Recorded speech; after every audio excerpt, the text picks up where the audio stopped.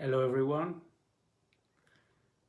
good evening and welcome to this Facebook Live on Bridges of Light International. We're gonna be together 1 hour and I'm gonna wait for some people to connect, and then we'll start talking about communication and language tonight. What is communication? What is language? What is the difference? And how is it that sometimes we find it difficult to communicate, to speak, and why sometimes we communicate, or we would like to communicate one thing and we say another. Hello Virella, welcome, good evening. Nice to see you too, thank you so much. Good, now I know I'm on. We are on. So thank you very much for being here with me, with us all together. Thank you for who's watching this later on. Thank you Bridges of Light, and thank you Life, the everything. Yes, tonight we're gonna talk about communication and language. What difference do you think there is between communicating and talking? In other words, what's the difference between communication and language? Ciao Monia, good evening. Do you think they're the same thing? Do you think they're synonymous?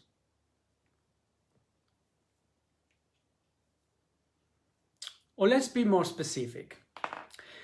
You see, we are human beings.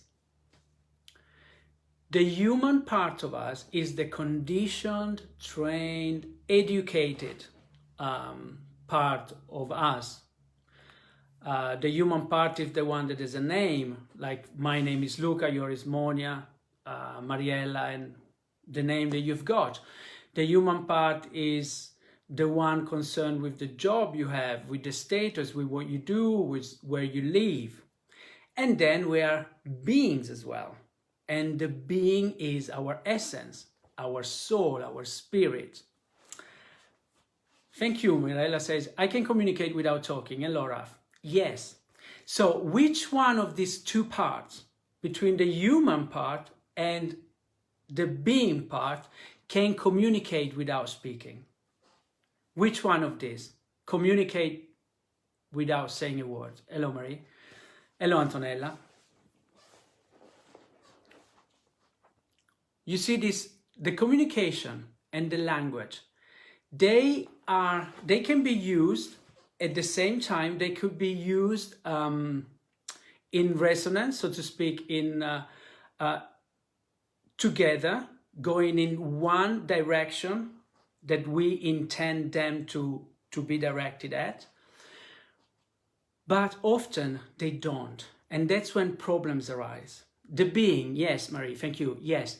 The being part of us is the one that communicate, is the one that it desires to accumulate. Okay, the word communicate originally, etymologically, although we don't regard it as such, it means to commune, to make whole again, right? Because we are holistic beings. We are all very much connected to each other. And our being wants to connect. Our being wants to communicate. Our being cannot do anything but communicate. Spiritual, Maria says, spiritual part, of course, silence is a great way of communication. Yes. Thank you, Antonella. Yes, exactly. In fact, what do you think is the most effective method of communicating? Or in other words, what is the thing, the characteristic, hello Jessica, that most enhance a communication? Ciao Cinzia. Or I'll rephrase in a different way. What is the most important factor in a communication.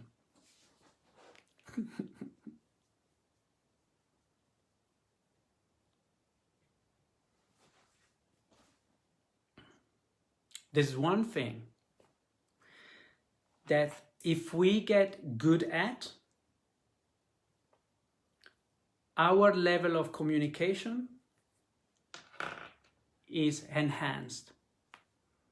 There's one thing that if we do it and when we use it, when we do it, and more so when we do it intentionally, the level of communication we have with everyone, and especially with the closest entity, the closest person to us, which is ourselves, it's fundamental.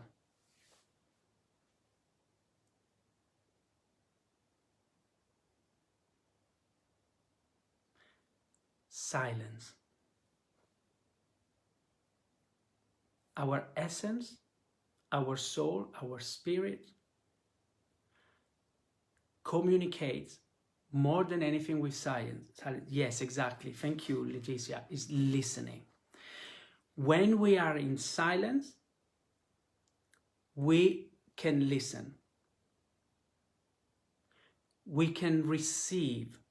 We can perceive what somebody else is communicating to us. Thank you, Jessica. Mariella says body signs, I think. Yes, as well. Yes.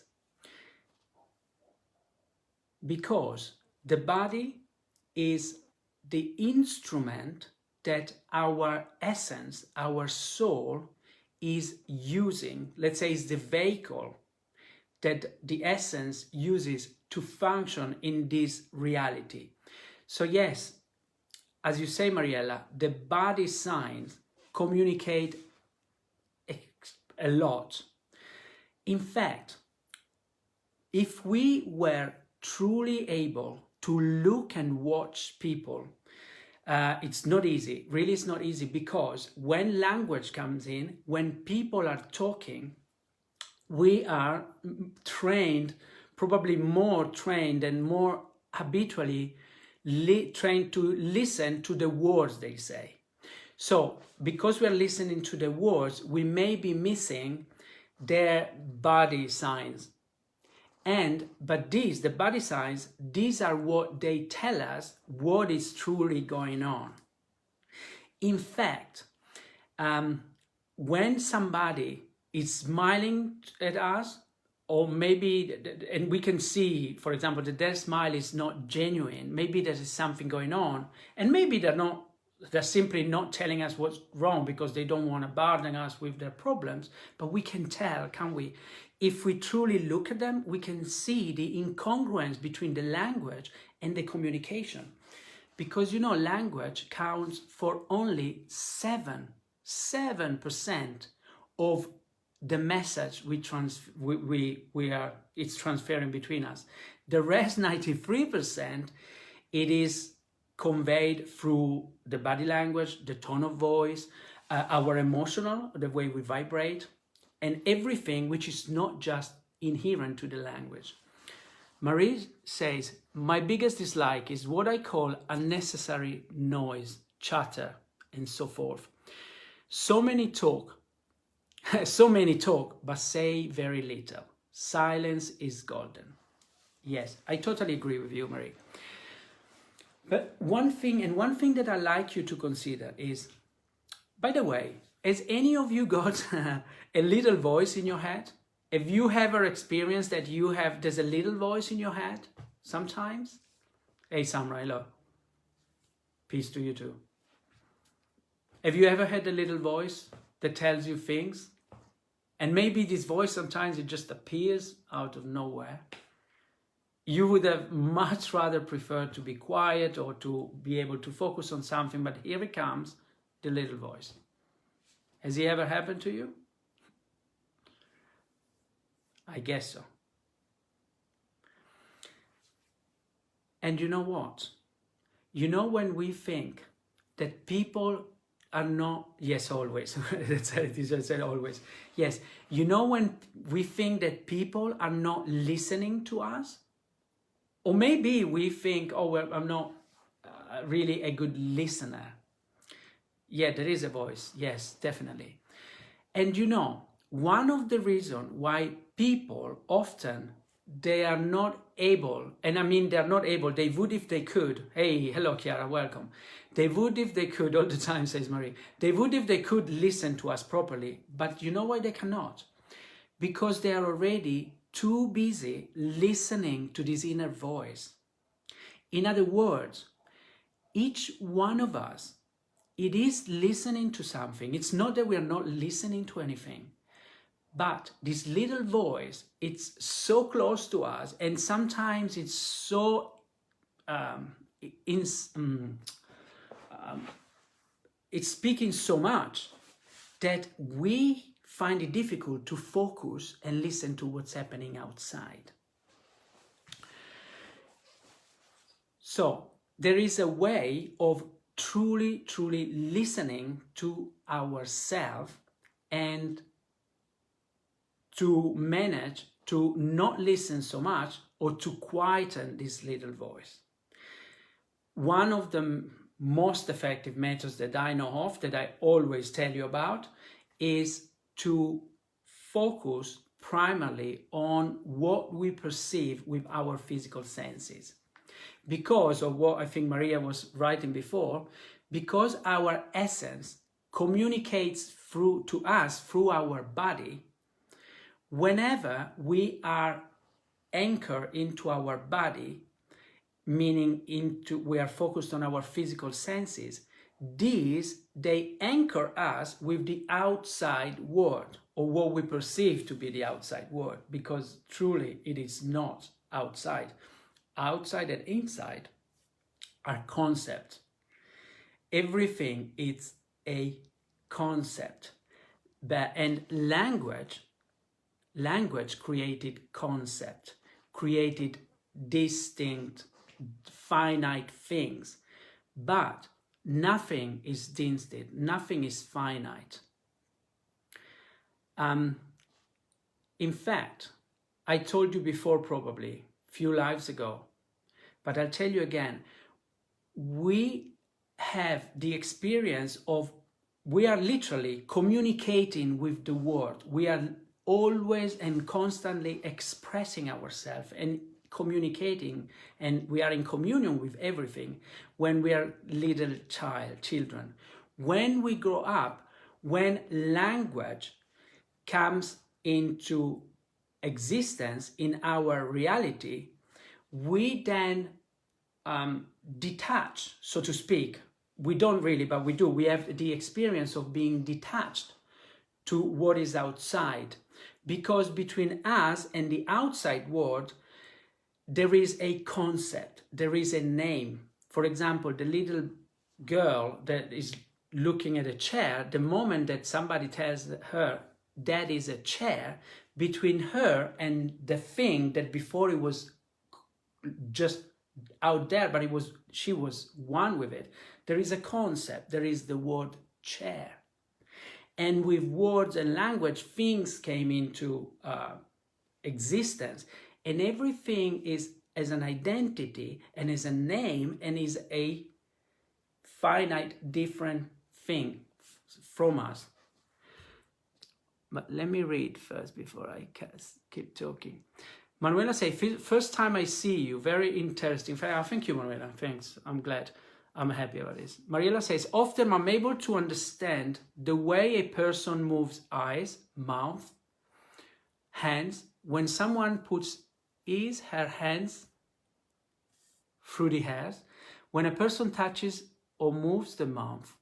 That's the answer to her words, not expressed.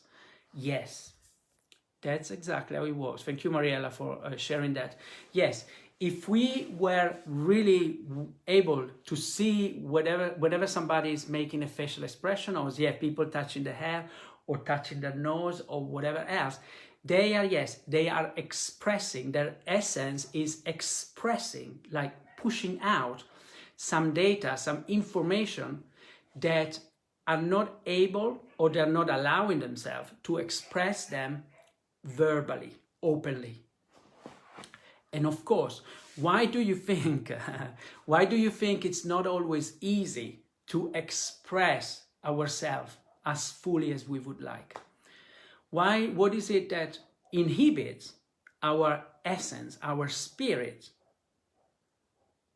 to express itself in whatever way it feels like, in any circumstances? You see, why not? Why not saying anything we think? Or even better, why can we often express our emotions? And that's very important, that's fundamental, to be able to express our emotions. Marie says, animals can communicate, yes, very well, between both themselves and us, without having to use the medium of language. Yes, Marie. I truly believe, totally my assumptions as always, that if we didn't invent language, we maybe would be much more truthful, much more honest and pure. And I tell you why I think so. Because we are animal first. Yes, we do have an intellect. Yes, we do have the ability that other animals probably don't have, not so developed anyway, like we have. We can actually think about thinking, we can think of ourselves, and we are self-conscious, maybe they're not. Having said that, language can be used, and very often is used actually, to hide what we're truly feeling, what we're truly thinking. Language is probably one of the most used manipulative devices. In other words, with language, we can convey a message that our body, our essence, would not want to convey. But we can do that. But the price we pay every time, and this is very important to understand it, every time because we betray ourselves, whenever we pronounce a word that it's not aligned, it's not in alignment, it doesn't reflect and express how we are truly feeling, meaning what we truly want to communicate, when the language is not resonating with the essence of the communication, we will pay the consequences. In other words, we are betraying ourselves, and of course others. And very often, we may do that out of love, out of niceness. I'll give you an example. Maybe we are upset, we're frustrated, but we don't want to burden somebody else, or we don't want to look unpolite. So we don't want to be judged negatively, but also we literally don't want to other people to worry about us. Okay, so what do we do? And I think all of us have done this to a certain degree sometimes in the life. Maybe that we're feeling frustrated, we're feeling angry, and we keep it in. We can feel this anger, but we don't let it out. And if somebody asks us, how are you? We say, I'm okay, I'm okay. Right. But you know what happened? This is, okay, whatever we are doing that, it's not only something that is dysfunctional in that context because we are not expressing how we feel.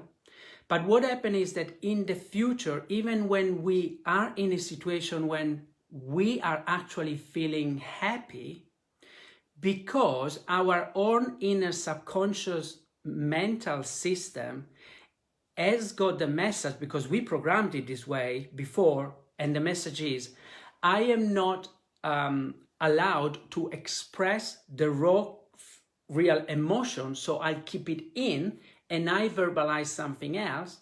You know what happens? That in another circumstance, when we are feeling excited, when we are feeling happy, we want maybe to feel happy and to really feel the happiness at a physical level, and we want to express it, and maybe we say something joyful. But even if we say something joyful, our system, our body doesn't allow us to really feel the joy. Okay, I'll repeat this because this is important. Hello, Felicetta. Be mindful of whenever you do not allow yourself to tell yourself, but at least yourself, please tell yourself when you're feeling angry or frustrated, just tell yourself, I'm feeling mad, I'm feeling pissed off. But also allow yourself to tell others. You know, if you do it without judging anybody, without, without judging and without attacking them, if you feel angry, I really, with all my heart, I advise you to say, if somebody asks you, how are you feeling? I feel, do you know what, now I am feeling this frustration. I am feeling this anger, but let it out and allow yourself to express it to the world, because when you are in a situation when you are actually feeling happy, your inner systems will not allow you to feel the happiness 100%. Why? Because you have not allowed your inner system to feel and express the anger or the sadness 100%. I hope I got the message right. It's that the balance, the system has to balance itself, meaning it doesn't work like we think, oh, I don't show my angriness and that's okay. But no, if you don't allow yourself to show your angriness, your system will not allow yourself to show your happiness. So you castrate yourself. Literally, you build what I call another psychic cage. And we build this psychic cage. And then what happens? Then happens that we are not ourselves. That even when we feel good, we would like to feel good, but there's something not quite right. And even other people, they feel it. They say, yes, I see you're happy or whatever, but has it ever happened to you, or you've seen people you think, but he or she could be happier than what he or she is. But of course, they cannot allow themselves to feel and be so happy, because maybe they never really truly allowed themselves to feel negative emotion and to express negative emotion. Okay, but let me read, sorry, what you wrote. Hey, hello, Vincenzo. Great seeing you here. I've never seen you here before. Vincenzo says, wow, you're so profound. Oh, thank you. That's incredible. What you just said is a bomb to me. Well, I don't know if it's a bomb or not, but it's important to think about these things, guys. Because, I repeat it, if we don't allow ourselves to have the right, but also to give the others a chance to see that we are alive. I am pissed off now. I've had enough of this situation. I'm mad. Can you see why you do that? The energy goes out. It doesn't stay. Emotions are not made to stay in us. They have to go through us. Next live, it's about thoughts and emotion and their powers. But really, it's so important this, and I repeat it. If you don't allow yourself to express your anger, your sadness, your negative emotions, you won't be able, I can assure you, to express your joy, to be truly, authentically happy.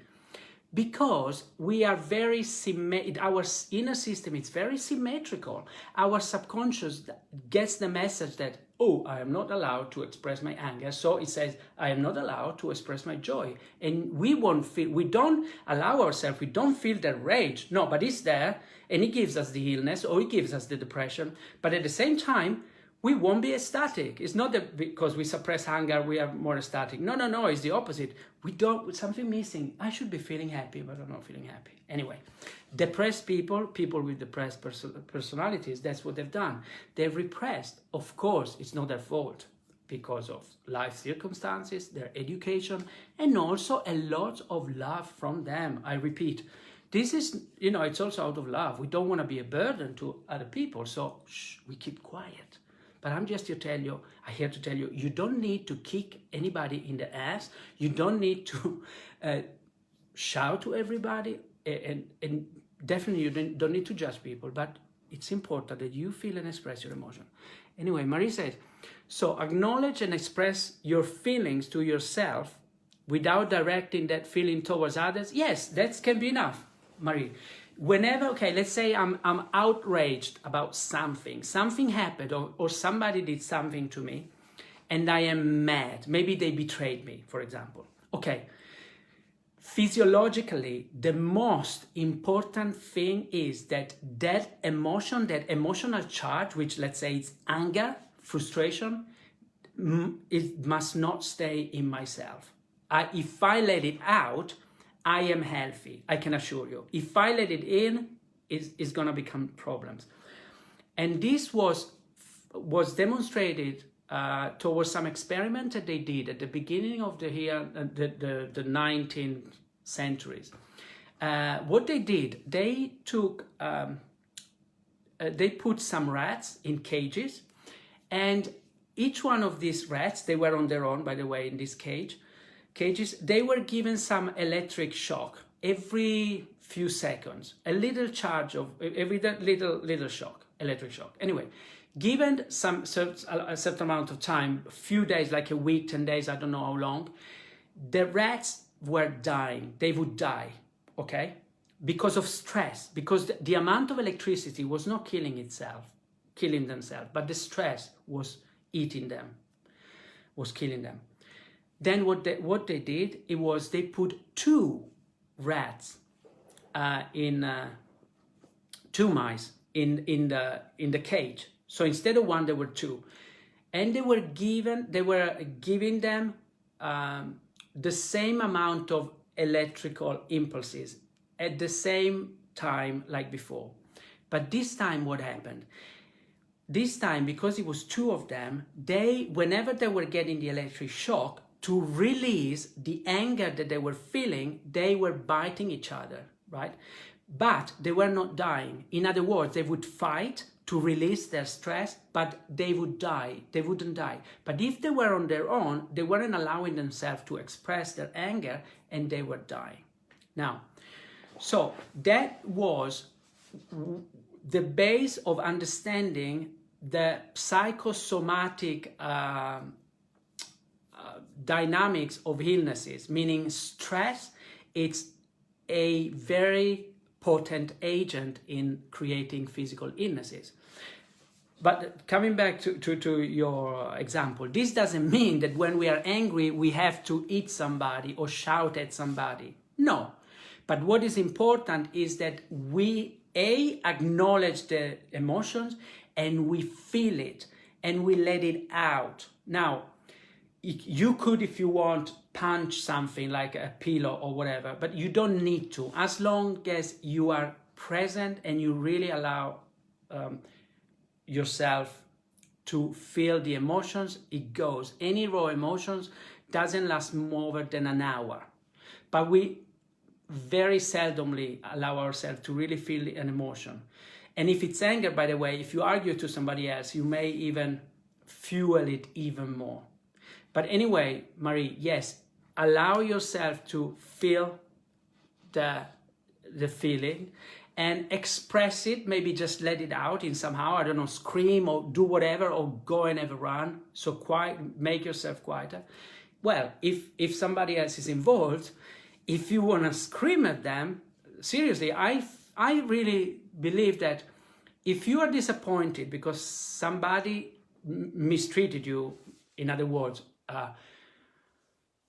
wasn't behaving in a way that you were expecting, let's say they weren't faithful to you or whatever else, I can't see, seriously, I can't see anything wrong in telling them without judging them, because that is a total universal untruth. Because the moment I say you are nasty, for example, or you are whatever, that is not true. We are not using language in a truthful way, because they are not nasty. For whatever reason, in that moment in time, they behaved in that way. But to express and to say that, let's, for example, the way you behaved really pissed me off. I don't like the way you behave. And unloading this, it is very healthy. Really, it is very healthy. And you know what happens also? Somebody else, if you allow yourself, okay, to express your disappointment to somebody else without judging them, it's really difficult. Try test this yourself. You know why it's difficult? Because we are so used to use the language in a very damaging and negative way with judgment. Then whenever we feel anger towards something or somebody, we get the sword out, which means we judge. Because we know at a very deep level, we're not stupid, we know that the worst thing we can do to somebody is to judge them negatively, because every judgment is like every time we judge somebody, we tear the fabric of their soul, because nobody can stand to be judged negatively, because nobody is whatever the judgment says. It's just that they behave like that in that circumstance. So, but anyway, so that's why it's really difficult. But if you can express your anger without using judgment, it's amazing what happens.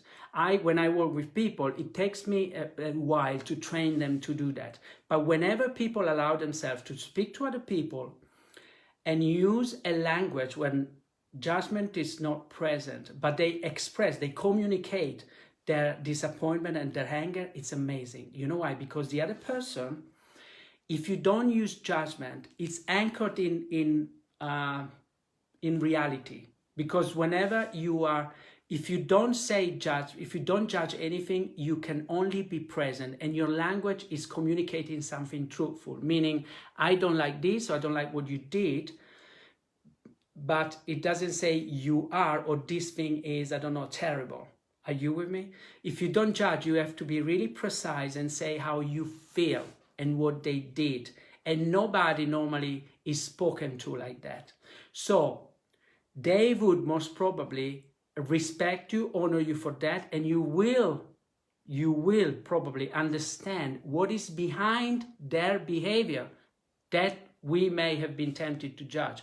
But if we don't judge the behavior, very often we realize that what was underneath of the behavior. It's amazing what happens. Anyway, Vincenzo says, thanks for this. Okay. I won't make this mistake anymore. Yeah, truly. If we want to be authentic, if we want to live life to the fullest, I mean, come on, let's get over this educational hang-ups, like you shouldn't express yourself or whatever. Bananas to that. Bananas. This pissed me off. I'm pissed off. I'm feeling. You see, soon afterwards, I can see when I do it, and I do it a lot. Believe me, everything shifts. I even laugh at myself then, because it's gone. Because your essence comes then, has got space to be there, because the emotion, this emotional vibration, it doesn't allow you to be present, is gone. So when the emotional charge is gone, our essence comes in, because our essence, like somebody pointed out before, wants silence, wants to look. Our soul is here to experience, to look. It's curious. But if we've got something vibrationally going on here, she can be here. There's no space in the castle, so to speak, in the temple. So it's definitely the negative emotion has to be gone away. Because otherwise, it be somewhere anyway. It's going to be stored in the cells, and then an ulcer gets formed, and maybe even a tumor, or maybe whatever, maybe depression, anxiety, whatever else. Imagine yourself as like this. We are like this, really. We are like energy converters, each one of us. Imagine we are like, like very sensitive devices, but alive. But this device, what we do, we receive and we emanate energy, right? And to be in an healthy state, we have to feel whatever we feel, acknowledge, get it through our system, and then let it out. If we were always able to do this, I don't assure you, but it's more likely that you are going to become very old and you're going to be very healthy. Maybe people may think you're a little bit temperamental, but hey, you're alive. But then again, it doesn't have to be this way, because again, this is the trick. If we learn how not to be judgmental, and the next live we're going to talk about thoughts and emotions, but the one after we talk about actually the well-being key, which we go right into this judgment business, which I know it's not too easy to really understand, but if and when we do it, and when we know that we can live without judging anything and anybody anymore, we are very much more open to feel anything and everything, because we are not afraid, of being judged by others for telling them I'm pissed off, because we know we are not afraid of insulting them, Because again, really, it's easier said than done. It's not easy. If we have never done it before, it's not easy to express our anger, our disappointment without judging somebody. That's why it's important to really train ourselves, at least our rational mind, to know the distinguish between judging, discerning, how am I feeling, what are the facts. And then when we have all this clear, then we can really, truly communicate with language, anything and everything, things that before we were communicating it anyway, but we were communicating it with our body, but others were confused because our body was saying one thing and our words were saying something else. Like somebody, I used to do it years ago when I wasn't really knowing myself, when I didn't know myself and all I'm talking about here. Maybe I was not feeling good and somebody might ask me, how are you? Are you okay? I say, oh, what's wrong? And I would say, oh, nothing. And it was obvious. Everything was wrong with me, but I would say nothing. Do you know what I mean? Anyway, Mariella says, each part of our body talks to us. We have a natural instrument of comprehension, our sensitivity. So we're able to understand all those things which are unexpressed. Yes, we detect everything. Nothing escapes to us. I think I told you before, but I'll briefly tell you again. It was a very, very important experiment they did years backwards when they filmed this psychiatrist. She was interviewing some clients of hers, and after this interview that she had with these people, some of them committed suicide. So they went and looked at the recordings, and because on a video you can really frame it and make it go frame by frame, really in slow motion as much as you want. So they noticed that, although she wasn't aware of it, but they noticed that the people that committed suicide, while she was speaking, the psychiatrist, to all of them, she had some peculiar facial expression, especially with her forehead. Okay, she would arch her forehead in certain ways when they were talking about something, but only with the people that committed suicide. So what they deducted is that at a very, again, subconscious level, she didn't know rationally, but at a subconscious level, she picked up, she could tell her body, which our body is very sensitive, her body could tell that something was really, really not right with these people. And in fact, whenever she had this facial expression with the people she had, then they committed suicide. That could prove really what you've just written, Mariella, that our body detects everything. So we are our body, we have our essence. And that, I think, it's, you know what it could be also. Have you ever been in a situation when somebody's telling you something, or they're behaving and telling you all the right things, and everything is just going by the book, so to speak, but you know there is something just that doesn't really make sense, and then ta-da, something happens and you think, now I know. But maybe they were really good actors, maybe, but we could, at a very deep unconscious level, we feel it. That's why my message to people is, more and more, I know myself, and I know how things work, or I think I know, and I work with people anyway. It's like, let's not be afraid of expressing ourselves. Although, I repeat it, and I'll never stop repeating this, leave judgments outside the door, because that is the psychic attack that poisons us and poisons others. And when we judge somebody, nobody's listening to us anymore, and they shouldn't, because when we judge, when we condemn another, we are condemning ourselves, and what we judge, by the way, we one day will become, or we are already, and what we condemn will condemn us. That's the universal law. Chiara says, in silence also Oh, is silence also important in communication? It's vital, Chiara, yes. And I'm not talking about staying like, for example, if I did a live, well, we could try once, which we did a live where we just look at each other like this.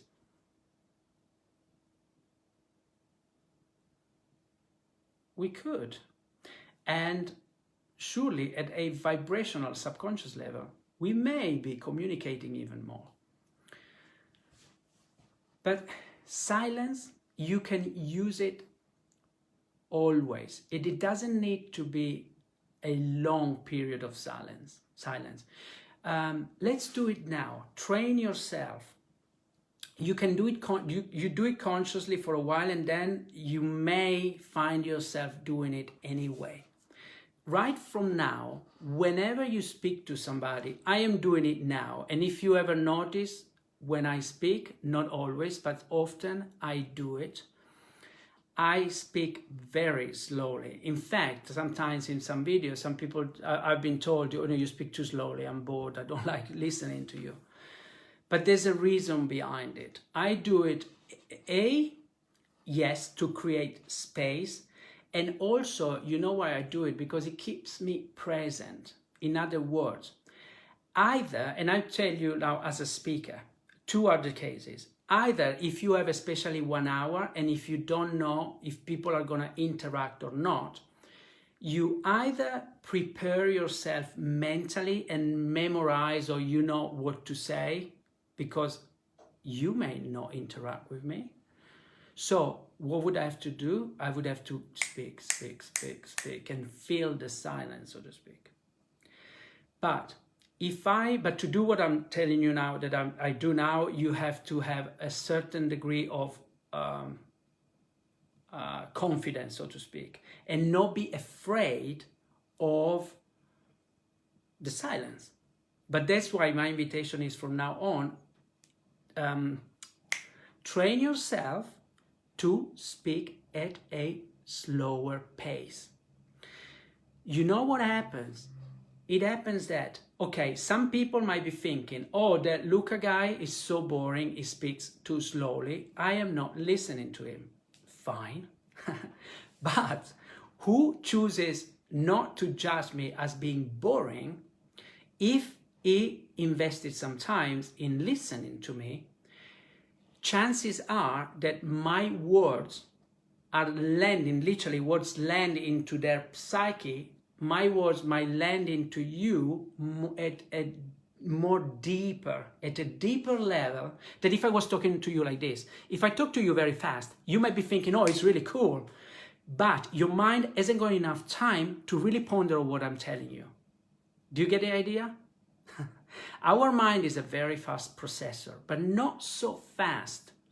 And if I tell you a concept you have not heard before many times, or you're not sure of, if I talk to you very fast, you might think, oh, that's really cool, it's good, but then 2 minutes later, you forgot it.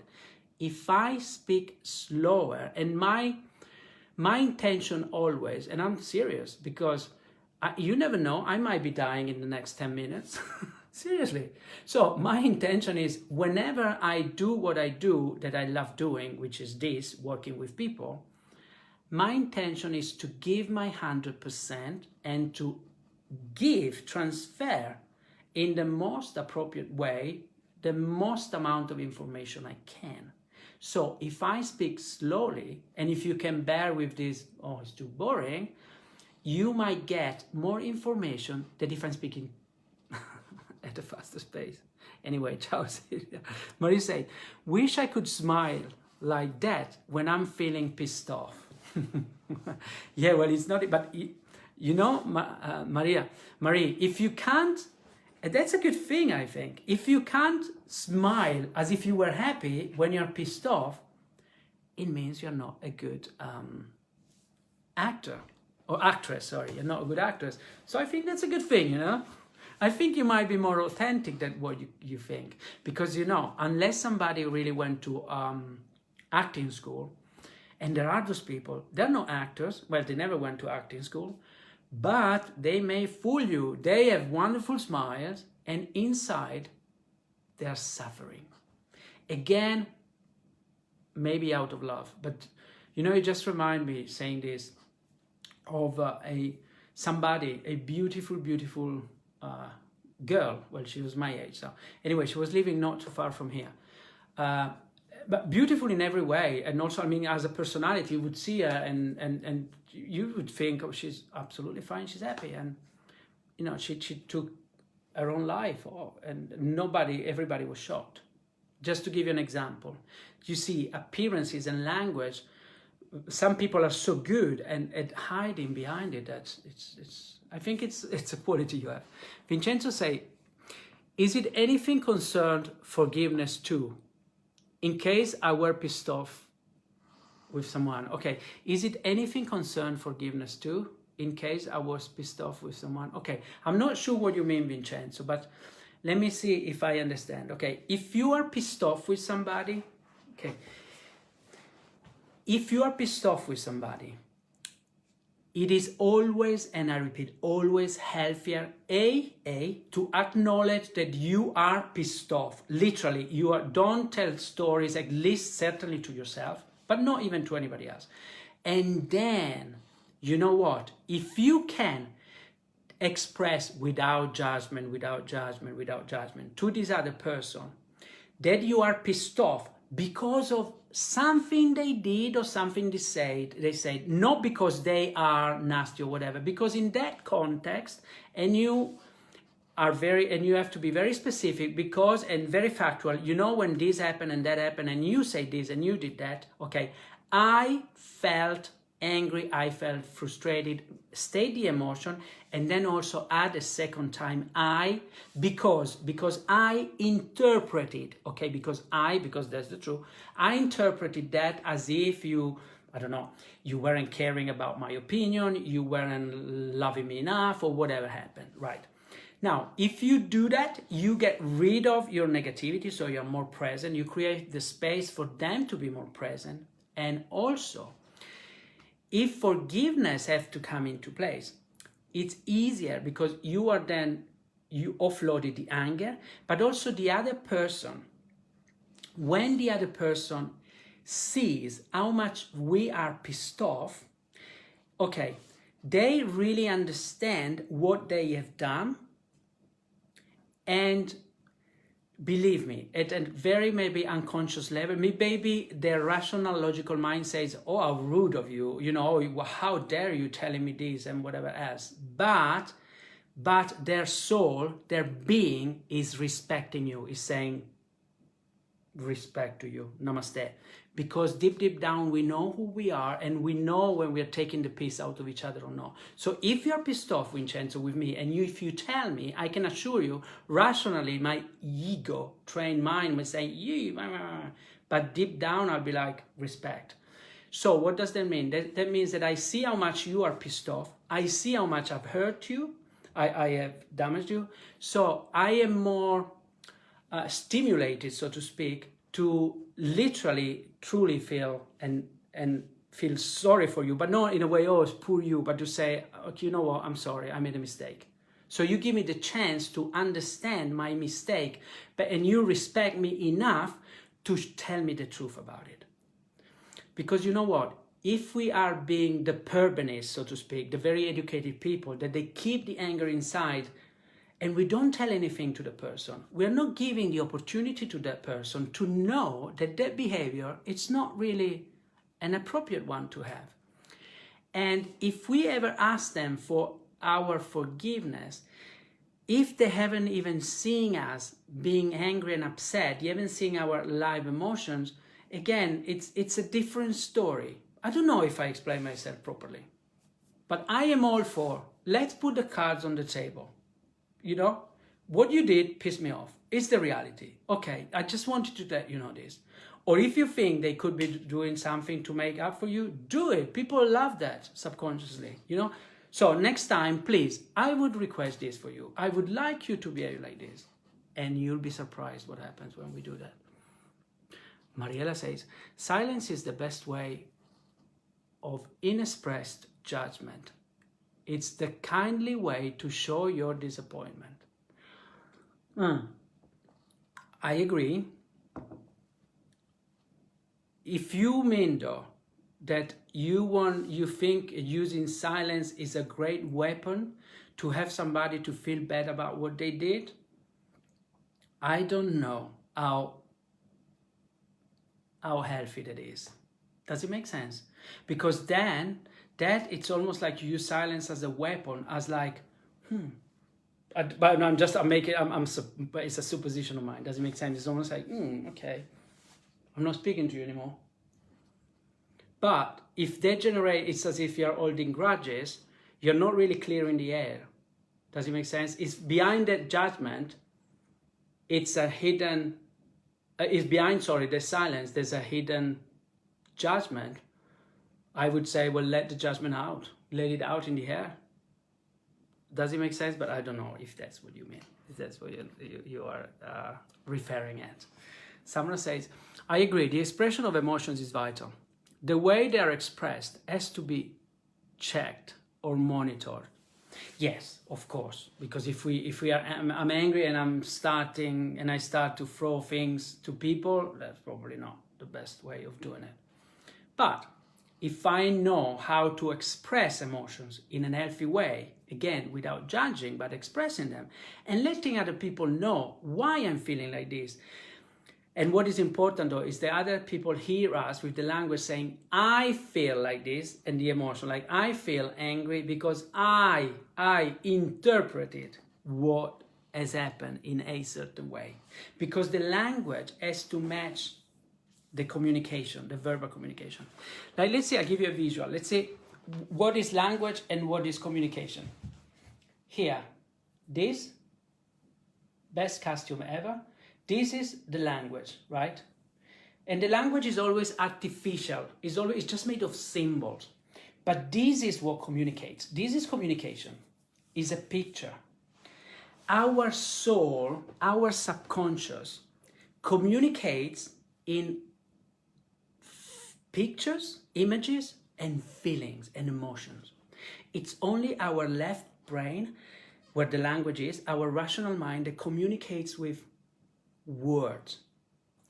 But you know, the meaning of a word, it's not in the word itself. The meaning of a word is given by the person who's using the word. In other words, how much the word love has a meaning in this context. I love you. You see, I'm angry, but I tell you I love you. Does it really mean I love you? No. Or, I hate you. Even here, the word hate, does it really have a meaning? No. The real meaning is in our body, is in our the way we feel. Helena says, hello to you. Hello. Great English, thank you. Well, I don't think it's great English, man, but thank you for that. I really appreciate your compliment. Sometimes I find myself looking for a word and I can find it. It's so funny. Vincenzo said, you got a point. Thank you, Vincenzo. Thank you. Hello, Marita. Great seeing. I haven't seen you in a while. I was wondering actually, today or yesterday, I was thinking, I haven't seen Marita for a long time. Mariella says, silence. Such as I don't care of you, you're out of my life. I see. Well, that silence, excuse me, I think it's full of judgment, Mariella. That's that's fantastic. Yeah, but what is such silence, such as I don't care of you, you're out of my life. Fantastic. Well, why not? It's a choice. If you don't want that person in your life, you don't want the relationship in your life, you can do that. But if behind that silence is concealed some unexpressed negative judgment, really, my advice is open the door and let it out. But for you, Mariella, first and foremost, for you. Because who knows, maybe you have great reason to do that. But you know, whenever we feel the grudges, whenever we're like, somebody does something to us and we go like this, it's like we drink poison hoping that the other person dies. It doesn't work. And I mean, maybe the other person has done something really, really serious, really dangerous, you know? I'm not asking you do that for the other person. No, but do that for you. Because why should you keep that inside? Then again, you don't have to express that directly to the person. You don't have to. You can if you want to, but do I make any sense at all? Of course, okay. But you know, silence is great. I think silence is golden. Silence is magical. But let's not use silence until it's an organic silence. I'll tell you what I mean. One thing is to think that because we are superior or spiritual, or spiritual and superior, and we are above the other people, we are not saying anything. We're not judging them, but judgment is in but we're keeping silence. That's not real silence. Real silence, but organic silence, you know what it is? It's when we are at a level of true mastery, meaning we are being ourselves, we are kicked asses, we went really, we got in the dirt, we told people, you know what, fuck off. Yeah, why not, fuck off. I allow myself to be myself and to be angry. And I tell you, fuck off, get out of my life. Seriously, you see, it's out. Then, when we are let all this out and we are actually realized that we are empty inside, we have created space where there's no negative energy inside, and we know who we are, we know there is another way, then we may get to the point when the silence, it's not a silence that is covering anything else. It's a silence because everything has gone out, you know? I told you what I had to tell you. You know, I didn't judge you. I know you are a wonderful person, but you behaved in a way which I totally didn't like. And I'm telling you in this context, F4, get out of this. And we talk maybe tomorrow. Do you get the idea? It's different than saying, and we keep it inside, it's boiling inside. So, yes, but because, you know, when we think about somebody that can communicate peace everywhere with everybody, that silence and that peace doesn't only come from not saying something. It comes from a total emptiness, which is not empty at all. It's actually full. It's a silence that embraces everything.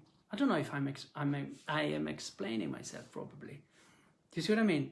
There's a silence. We could use silence as a barrier, like I'm not saying anything.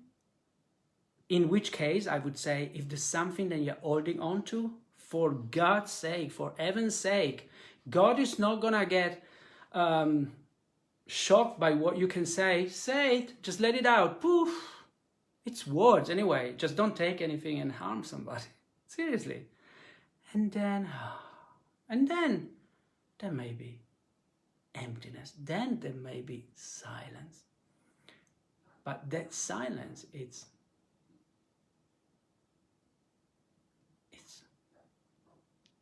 a different kind of silence, I'd say.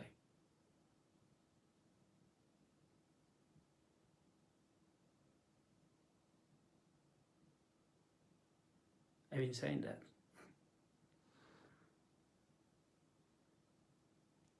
We have 1 minute left. Would you write even just one word or a short sentence of something that you're taking away with you from this talk? Anything that you have made you reflect upon, or you want to remember, or that was important for you. the structure chord. Well, I thank you very much. These hours have flown by like always. I love you, and I'm gonna see you on Saturday, 6 o'clock. We're gonna be talking of the importance of thoughts and emotions. Silence, cold word, green one. Ciao. Ciao. Oh, I have to press here, isn't it? Ciao.